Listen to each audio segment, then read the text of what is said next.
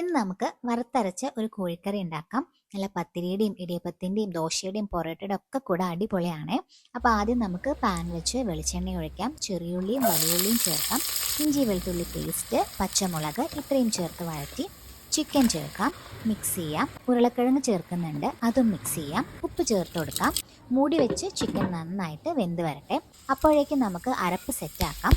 പട്ട, ഗ്രാമ്പു, ഏലക്ക, പെരുംജീരകം, ചെറിയുള്ളി. എൻ്റെ കയ്യിൽ ഓൾറെഡി വറുത്ത തേങ്ങ ഉണ്ടായിരുന്നു.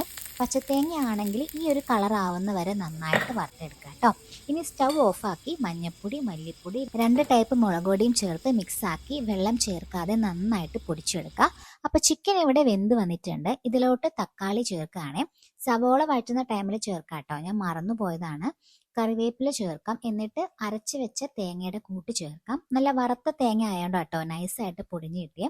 കുഴമ്പ് പരുവത്തിലാണെങ്കിലും രണ്ടും സെയിം തന്നെയാണ് കേട്ടോ. ഇനി ആ ഒരു ഡൗട്ട് വരണ്ട. ഇനി ഗ്രേവിക്ക് ആവശ്യമായ വെള്ളം ചേർക്കാം. നന്നായി തിളച്ച് കുറുകി വരട്ടെ കേട്ടോ. അപ്പോൾ കുറുകി വന്നതിന് ശേഷം കുരുമുളക് പൊടിയും ഗരം മസാല പൊടിയും ചേർക്കാം. അപ്പോൾ ലാസ്റ്റ് സാധാരണ ഞാൻ ചെറിയുള്ളിയാണ് കേട്ടോ താളിക്കാറ്. ഇതിപ്പോൾ വഴറ്റുന്നതിലും മറപ്പിലും ഒക്കെ ചേർത്തുകൊണ്ട് ഞാൻ ജസ്റ്റ് വറ്റൽമുളകും കറിവേപ്പിലും മാത്രമേ താളിക്കുന്നുള്ളൂ. താളിച്ചില്ലേലും ഒരു പ്രശ്നമില്ല. അപ്പോൾ എല്ലാവരും ട്രൈ ചെയ്ത് നോക്കാം കേട്ടോ. ബൈ.